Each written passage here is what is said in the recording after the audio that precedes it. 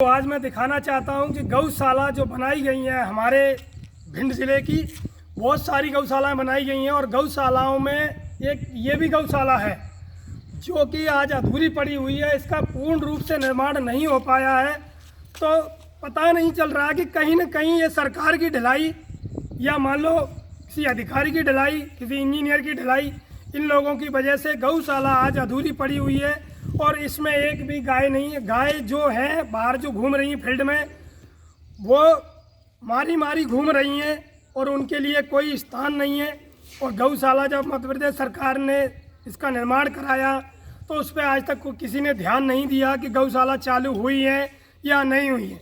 वहाँ से पैसा सेंसर कर दिया गया है, पैसे के बाद कोई यहाँ देखने तक नहीं आया कि ये काम सही चल रहा है, हो पा रहा है कि नहीं हो पा रहा है और कार्य करने में ढिलाई है कि नहीं है।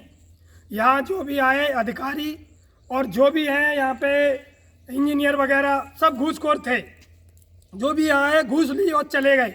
उन्होंने आज तक यहाँ पे कोई भी सवाल जवाब नहीं किया है, ना इस चीज़ के लिए कोई कार्रवाई की है। और मैं आपको ये दिखा देना चाहता हूँ, ये जो गौशाला है वो ये दिखा देते, देखो कितनी सुंदर बात लिखी गई है इसके ऊपर। श्री कृष्ण गौशाला, ग्राम पंचायत अकलोनी, जनपद पंचायत महगांव, जिला भिंड।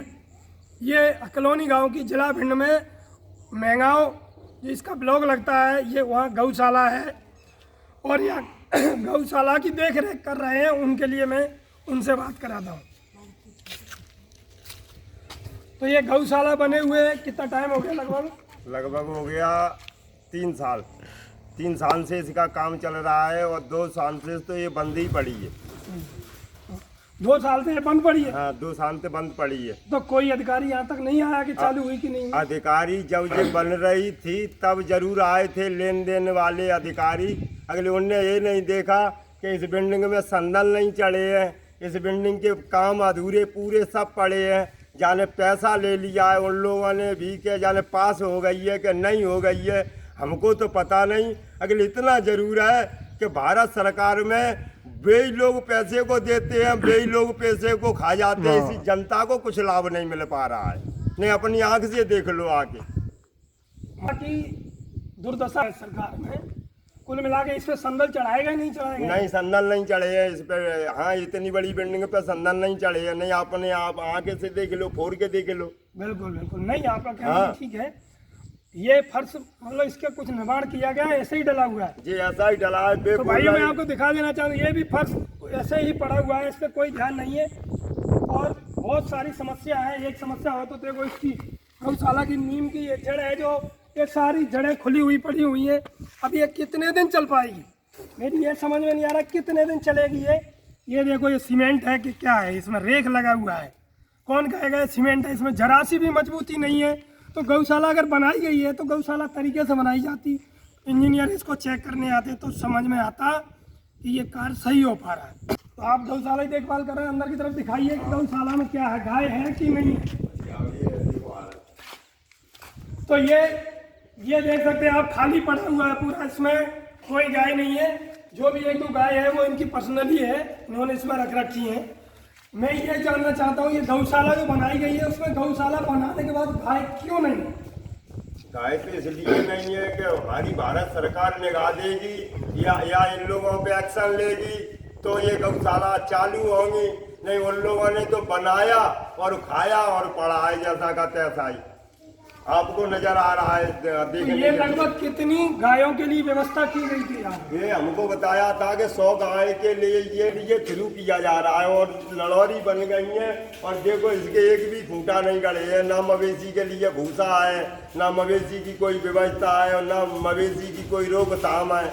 जनता सब परेशान है। तो भाइयों आप देख सकते हैं 100 गाय के लिए व्यवस्था की गई थी, जबकि यहाँ पे एक भी गाय नहीं है। जो भी है वो इनकी पर्सनल है और यहाँ पे कोई भी गाय, आवारा गाय को यहाँ तक नहीं लाया। आज तक देख सकते हैं आप, यहाँ पे नाद तो बना दिया पर खाने की व्यवस्था नहीं है, खूंटा तलक नहीं है। यहाँ बांधी जाएगी तो किससे बांधी? इस गाय का, इस गौशाला का निर्माण जो है वो अधूरा है पूर्ण रूप से, कभी कार्य पूरा हो ही नहीं पाया।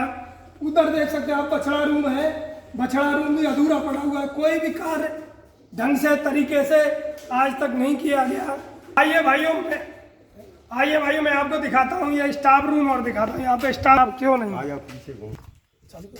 तो ये स्टाफ रूम जो बनाया गया है तो इसमें स्टाफ नहीं है यहाँ। नहीं, तो स्टाफ रूम बनाया क्यों गया था जब इसमें स्टाफ रोका ही नहीं गया। स्टाफ रूम जो ये चौकीदार रूम है ना, स्टाफ रूम, तो ये तो इसलिए बनाया गया है कि उनने तो पैसा कमाने के लिए थोड़े थोड़े नमूना डाल दिए हैं। सब काम पूरा ना तो इसमें है और ना गौशाला में है, ना गौशाला के आगे पीछे कुछ काम है ही नहीं। तो ये मेन गेट है जो मेन गेट भी नहीं लगवाया अभी तक। और मैंने सीओ साहब से पूछा, जनपद में गए थे, सीओ साहब से पूछा तो उन लोगों ने हमसे ये कहा कि आपकी गौशाला का पैसा पूरा निकल चुका है, सरपंच जाने हाँ बनाता है या नहीं बनाता है। स्टार्ट। सरपंच या सेक्रेटरी जाने, ये हमसे सीओ साहब ने बोला। तो मेरी ये समझ में नहीं आ रहा कि सीओ साहब ने जब ये बोला तो सीओ साहब ने ये नहीं देखा, यहाँ के कार्रवाई नहीं की कि गौशाला का काम पूरा नहीं हुआ तो पैसा गया कहाँ। तो सीओ साहब तो कहते हैं कि हम 20% हमको चाहिए, 10%। सरपंच कहता है 10% हमको चाहिए। सब कर्मचारियों को 10% चाहिए। कई काम हमारे सब अधूरे पड़े हैं। सब कर्मचारी 10% लेते हैं अपना ये। तो भाइयों, हमारे देश की आप देख सकते हैं ये हालत है। अगर सारे अधिकारी 10% अगर लेते हैं तो फिर कितना बचा। खूब से खूब 20% में इतनी बड़ी गौशाला कैसे बन सकती है। इसीलिए सीमेंट की जगह पे इस पर लोकल सीमेंट लगाई गई है। 3 नंबर का ईंट, मतलब एकदम बेकार ईंट लगाया गया है।